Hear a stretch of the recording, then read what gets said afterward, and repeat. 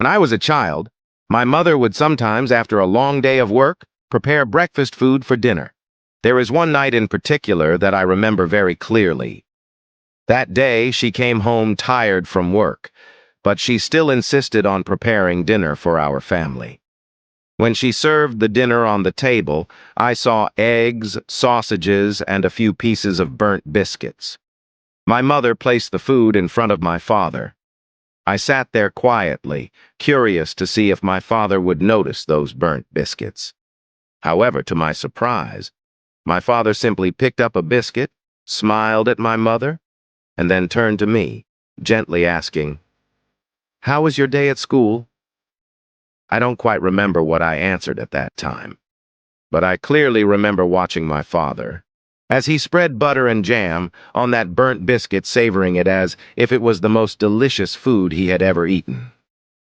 After dinner, I heard my mother apologizing to my father, saying that she had accidentally burnt the biscuits.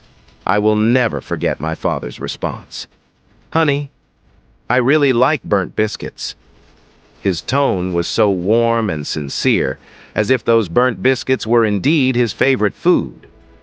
That night, I went to say goodnight to my father and couldn't help but ask, "Dad, do you really like burnt biscuits?" My father gently held me in his arms and said, "Your mother worked hard all day today and she's really tired. Eating a few burnt biscuits once in a while isn't a big deal." He paused for a moment and then continued, "In life, there will always be some imperfect things and people, but the important thing is that we learn to tolerate and accept them.